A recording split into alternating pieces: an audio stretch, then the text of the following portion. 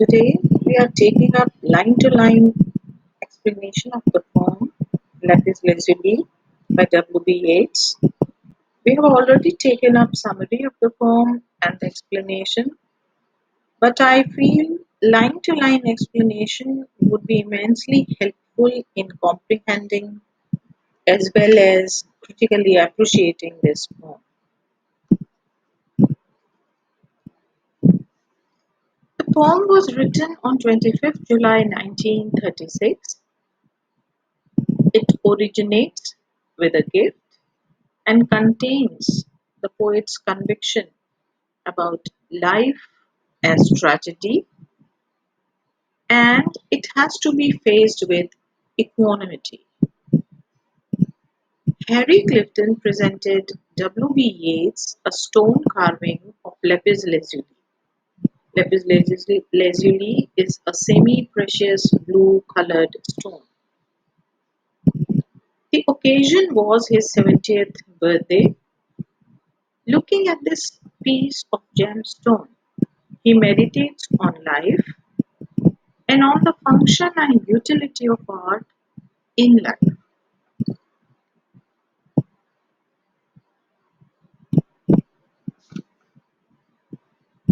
Let's see the lines.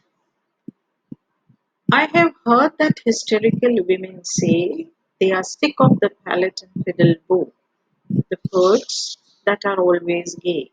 For everybody knows, or else should know, that if nothing drastic is done, aeroplane and zeppelin will come out.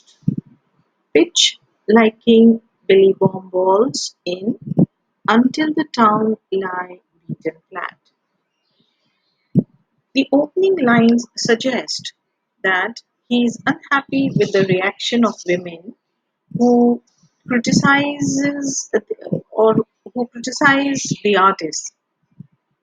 The palette is used by painters to mix colors that they later on use on canvas.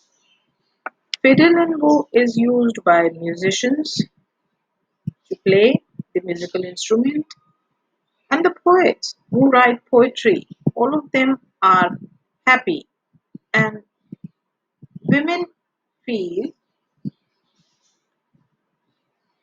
that artists and poets are too happy. They somehow are not concerned with their surroundings. Maybe at the back of the poet's mind, while he was writing this poetry, was Morgan, who had not taken Yeats seriously and never considered his marriage proposal worth accepting. So he might be making a general statement on women that they lack the understanding of fine arts. So here we find women are concerned about life as the war would finish off everything. They just want this impending war to be averted and to prevent themselves and their city from being destroyed. They feel that aeroplanes and zeppelin will flatten the town with bombs as Billy King of Orange did in the Battle of Boyne. Now, Battle of Boyne was fought in Ireland in 1619 between James II and William of Orange. So these women, they want that men should take drastic measures instead of engaging themselves in useless pursuits and seize every activity in the present, while Yeats is trying to underline the fact that threat of death has always been there. It is a constant human condition. One should learn to face disaster without panic, and art can be immensely helpful, and it can transform the tragic into gay and happy. Let's take up the second stanza. All perform their tragic play. There starts Hamlet, there is Lear, That's Ophelia, that's Cordelia. Yet they should, the last scene be there, the great stage curtain about to drop, if worthy their prominent part in the play. Do not break up their lines to be. In this stanza, the poet argues that the war hysteria and anxiety can be controlled by fruitful use of art. He's trying to explain, with the help of examples from Shakespearean tragedies, the actors like Hamlet, Lear, Ophelia, Cordelia, they enact their roles very well, knowing the tragic ending of the play. They are not disheartened, nor do they break down on stage while performing, because they know all these characters are gay and happy. They know that Hamlet and Lear are gay. Gaiety transfiguring all that dread. All men have aimed at, found, and lost. Blackout. Heaven blazing into the head. Tragedy wrought to its uttermost. Though Hamlet rambles and Lear rages, and all the drop scenes drop at once, upon 100,000 stages cannot grow by an inch or an ounce.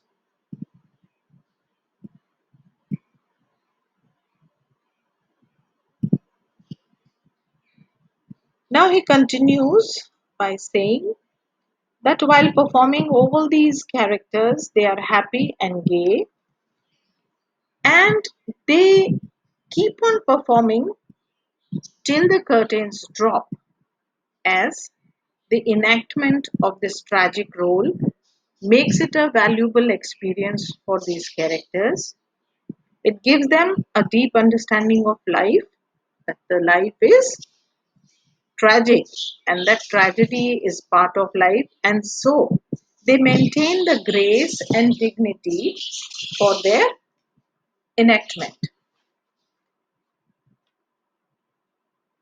These actors, they understand that everything will come to an end, and we all are suffering in this world.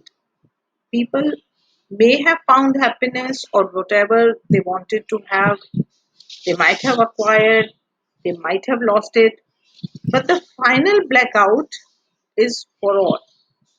No one can escape it. So, why one should be overwhelmed by the idea of final departure? Yeats, through the Shakespearean analogy of the world being a stage and all the actors playing their parts, explains it very effectively. The actors, they understand this, that if one accepts the truth, then it will illumine one's self, and it makes us realize that piling of horror upon horror cannot add further to the tragedy. The actors understand that enactment on the thousand stages happening at the same time cannot increase the tragedy more than it really is. Therefore, it does not affect their performance and they are happy in their enactment.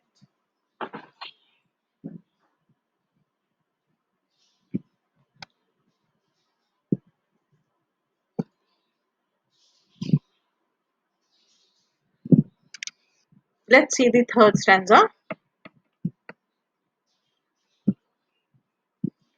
On their own feet they came, or on shipboard, camelback, horseback, assback, muleback, old civilizations put to sword. Now, in this stanza, the poet presents a sweeping look at the course of history. He views the rise and fall of civilizations. He explains that civilizations came and civilizations are gone, but there's nothing to be disturbed about. Conquerors have come with their armies, sorry. They have arrived on foot, on ships, on camelback, on horseback, on assback, or on muleback. And then civilizations were put to an end along with their acquired wisdom. But the truth is that when one civilization is put to an end, a new one arises in its place.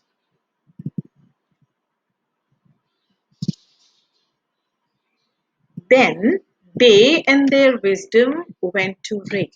No handiwork of Callimachus, who handled the marble as if it were bronze, made draperies that seemed to rise when sea wind swept the corner stands. His long lamp, chimney shaped like the stem of a slender palm, stood but a day. All things fall and are built again, and those that build them again are killed. So, just as I said, that the civilization, when they come to an end, along with them came all the beautiful, ingenuous things, the wisdom, everything was put to an end.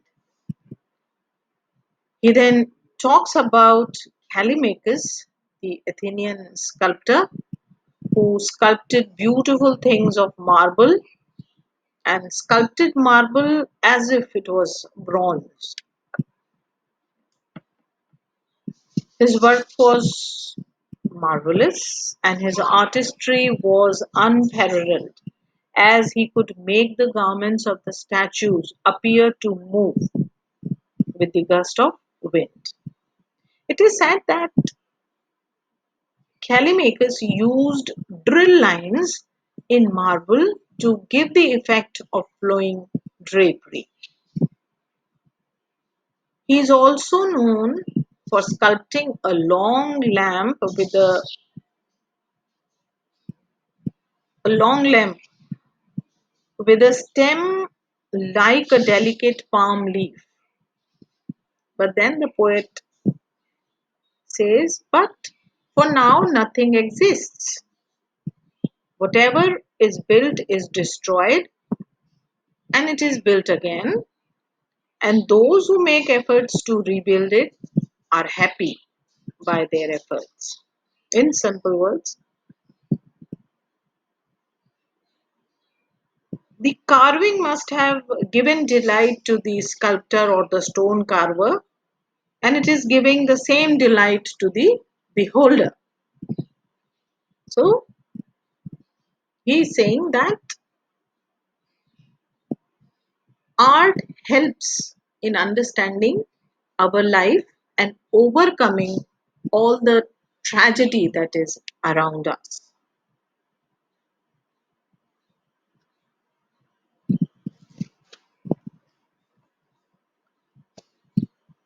Let's see the fourth stanza. Two Chinamen, behind them a third, are carved in lapis lazuli. Over them flies a long-legged bird, a symbol of longevity. The third, doubtless a serving man, carries a musical instrument. In the fourth stanza, we find that the piece of art is lying in front of the poet and the poet describes it. He tells us that there are two Chinamen and behind them there is a third person.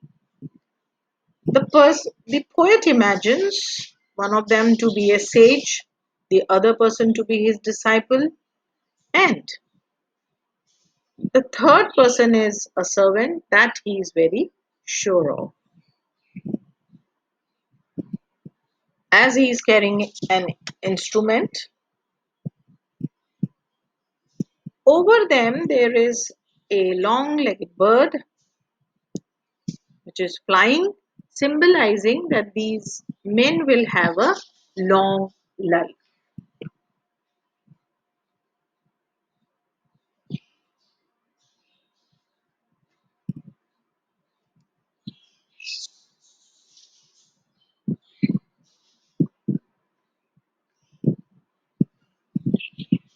Now, the fourth stanza is the shortest one, but it is marvelous in fine detailing.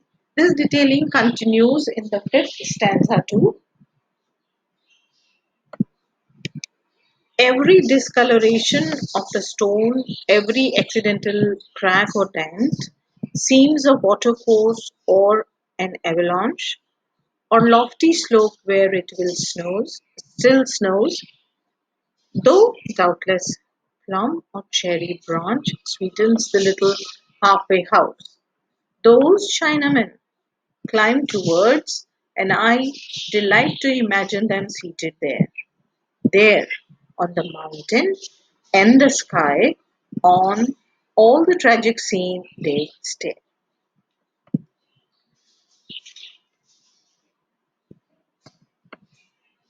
So now the scene on the Lapis Lazuli is further described in this fifth stanza. Here, every discoloration of the stone, crack or dent, the poet imagines it to be a water stream or an avalanche or some snow-covered lofty slope. There is a halfway house towards which these men are climbing. On the way, there are plum or cherry branches, and he imagines that they are going to bear sweet fruit. The poet feels elated visualizing these Chinamen seated in the house and viewing the tragic scene all around them. One asks for mournful melodies. Accomplished fingers begin to play. Their eyes, mid many wrinkles, their eyes, their ancient, glittering eyes, are gay. So now he continues to imagine and he feels that one of them desires for a mournful song, and the servant or the artist begins to play on the instrument.